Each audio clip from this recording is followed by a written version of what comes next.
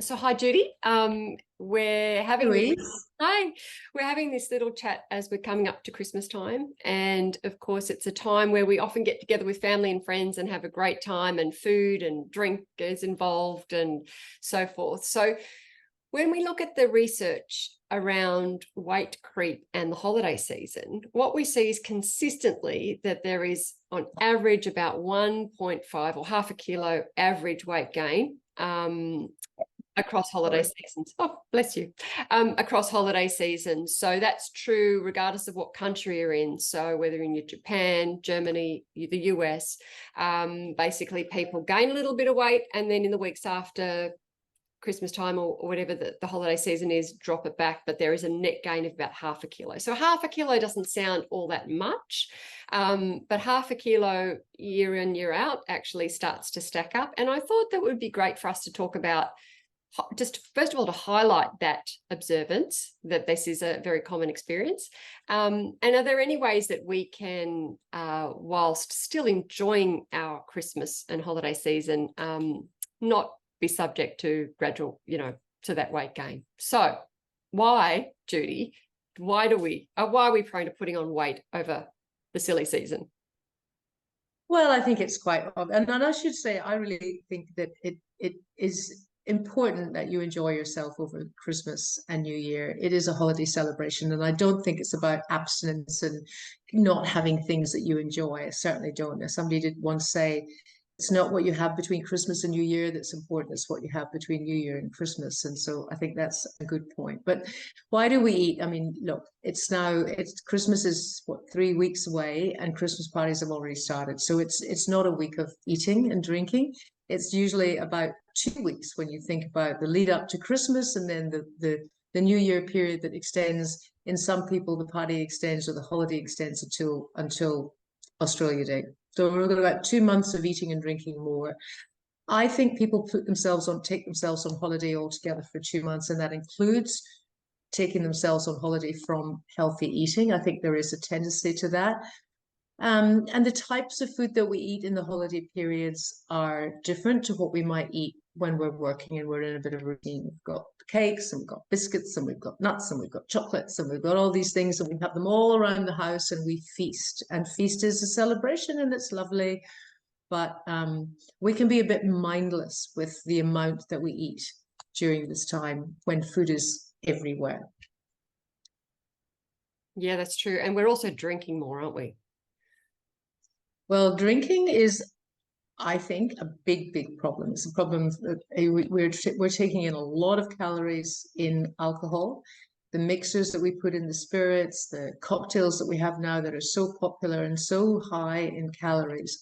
So on the one hand, you've got the calories coming in from the alcohol, and the other hand, you've got the calories that are coming in because, caution to the wind. I'm having a few drinks. There's some nuts. There's some chips. There's things you pick on things along the way, and then you might get home at the end of the evening. You've had a few drinks. You're a bit squiffy, and you feel like you want a little snack, and you might have some cheese on toast. So it's all the other stuff that happens with alcohol around the other food that you have. So yeah, alcohol isn't necessarily our friend. It's great, we enjoy it, but moderation is useful Yeah. if you want to avoid that extra weight creep for sure. Sure.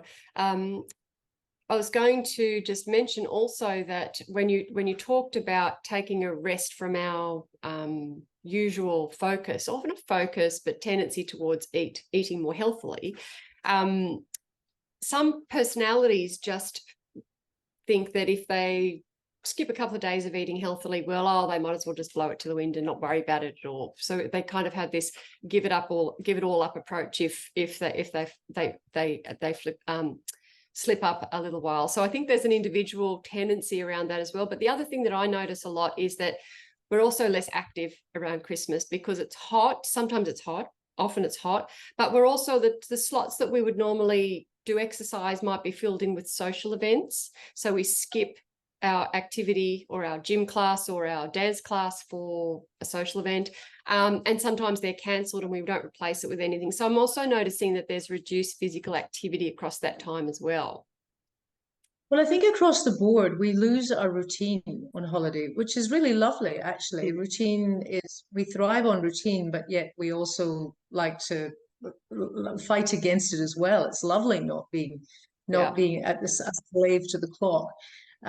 But it's useful to have a few little routines through the festive season that can just help you to stay a little bit healthy. You know, maybe it's going for a walk at the end of after dinner at night every day. Just go for a little walk. Just um, maybe make a routine of always having water with every meal that you have, just to help to dilute the alcohol consumption, and make your tummy feel a little bit fuller. Some healthy routines throughout the Christmas festive season is very, very handy. What other ways can we sort of not overeat or balance our feast and so Yeah, yeah, I'm actually a fan. I mean, I think when you get a bit older, it's important not to have this weight creep year on. It's very important not to have this weight creep. Accept that it might happen, but try to work on it not happening in the first place. I'm a bit of a fan of fasting, and during the holiday season, inevitably you'll have maybe 4 or 5 days that you're busy doing things. There's parties, there's celebrations, there's alcohol will feature. But there may be 2 days in the week that it doesn't, and they're quiet days. If you can fast during those times where you dramatically reduce the amount of calories that you have in a day, that can be very useful. Also, you could try another method, the time restricted fasting, where you don't eat anything until 11 in the morning and you eat within an 8 hour or 9 hour window. That can be useful, because what that does is it cuts the meal out of your day. Now, you do need to be careful with that, if you are eating within an 9 hour window, you're not scarfing as much food as you possibly can in those 8 or 9 hours. It can be helpful to cut a meal out altogether. So I think, and I think particularly at this stage of life, fasting is very useful. yeah, I think that's a great suggestion. The other thing that I sometimes focus on is just I am of a generation where I eat everything on my plate. So I feel guilty leaving food, and I will just eat it until it's gone. So I have to be very careful with how much food I put on my plate. And so those portion sizes at the buffet or at the, whatever, at the big dinner, careful to be, people maybe should pay a little bit of attention to what they're piling on their plate if they have that kind of tendency. And I think food, the way we eat, is a bit personal, and we have different habits that we that work for us and don't work for us or work against us. For example, if there is a cheese board, I will just eat the cheese. I will just eat all the cheese. So I have got to be very careful about not just putting, it's a little holiday drinks, let's just put out a cheese platter, because I'll eat it all. So I'm very susceptible to cheese and potato crisps, that like Smith's crisps. I just don't have a button when it comes to those things. So for me, I'm better off not touching those foods, whereas I'm okay with a little bit of pavlova. So I agree. I can quite happily miss the pavlova. I think the cheese thing is interesting in Australia, because people put the cheese board out before the meal as a nibbly thing, which is not something. I come from Scotland. It's not something we do. Cheese comes out at the end of the meal, where hopefully you've had enough to eat that you only need or want a small piece.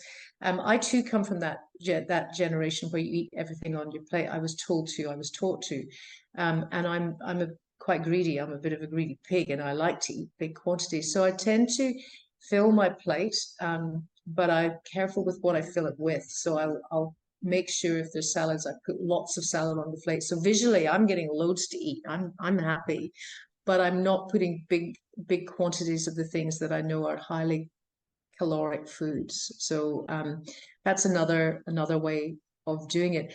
The other thing that tends to happen at Christmas is, if everyone is bringing a plate, we feel it's impolite not to eat all the different foods, and I get that. So just we feel like we have to have the 3 puddings that are there because Auntie Mary brought this one, and Cousin Joe brought the other.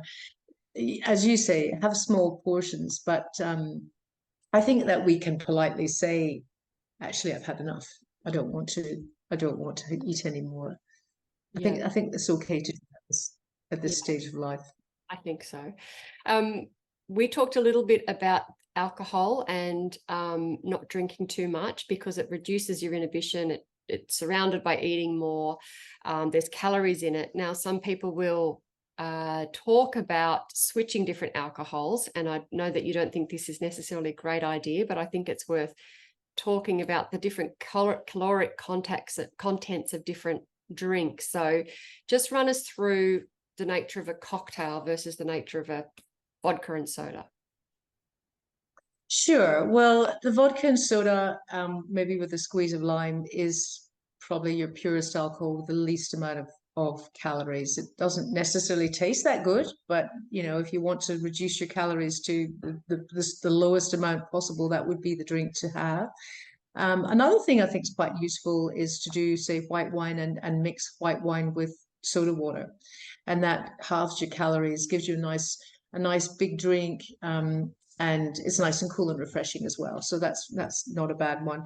As you know, I'm not a great fan. I'm not a fan. I'm not a fan at all of artificially sweetened drinks. So yes, you could reduce the calories of any kind of spirit that you might ordinarily mix with Coke by putting Diet Coke, but I personally think that the stuff that makes Diet Coke is not particularly good, and I would be advising, if you can, mixing spirits with any kind of sweetened soft drink. Actually, your cocktails, you know, you can have the creamy cocktails and you know, any multitude of different spirits and things. I don't drink a lot of cocktails actually. I find them a little bit sweet, most of them.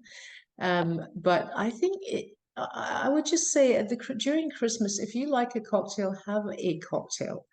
Have the one that you like, but keep it in moderation. Have one, maybe two, but don't go bonkers over it. And, you know, if you want to worry about the calories, then don't have the creamy ones, the Yeah, highly sweet ones.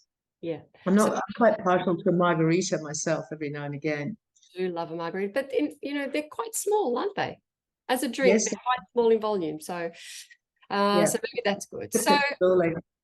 the other thing that I try not to do is I used to put lollies everywhere at Christmas as a form of decoration and chocolate coated almonds and all these sorts of things. And I've just stopped filling our house with anything Mm. like that because I'll just eat it. It's sitting there. I just am tempted, like the fruit mince pies from the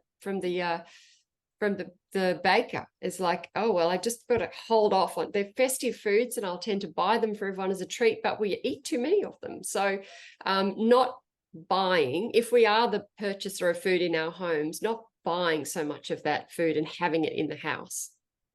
Yeah, look, I quite agree. There's no reason to have lollies. When did lollies become Christmas food? Mince pies, yes, Christmas pies are Christmas food.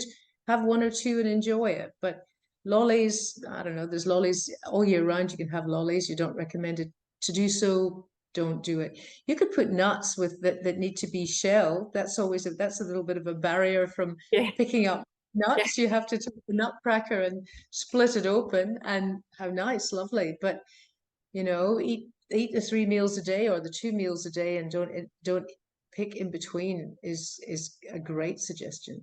yeah. I don't really want to paint a picture of all the junk food in my house, but there is I have had to put limits around what I buy because I just eat it. I'm not very good at saying no, so I don't buy it. So Make the mince pies actually, and once they're made and eaten, I don't care if they're eaten in a day, but yeah, that's all you get. yeah, You, yeah. Beautiful, beautiful homemade mince pies. So it's a thing. Weight gain over Christmas holidays is a thing. There's lots of reasons why we might do that. It's not helpful in the long run if we do it year on year.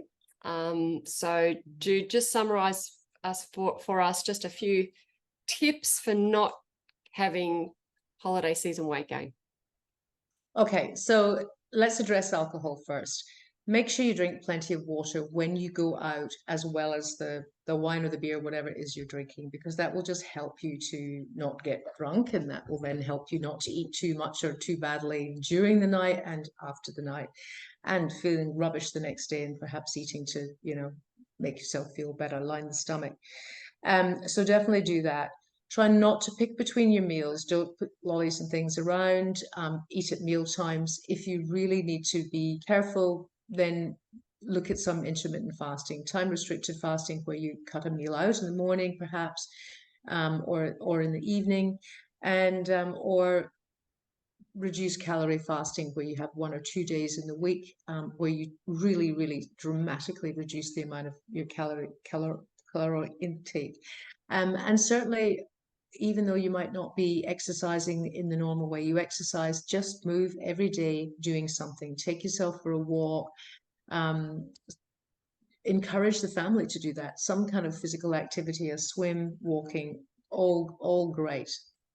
Would be my top 20. And if you're top 20, I didn't even list 20, but and if you're filling your plate, fill it mainly with good things, and just but have a good time, enjoy yourself. Don't be preoccupied and upset by this. If you gain weight over Christmas and New Year, then make sure you do something about it afterwards. Perfect. All right. And happy holiday season to everyone. Enjoy your celebrations. Thanks, Yes, Judy. happy holiday. Thank you.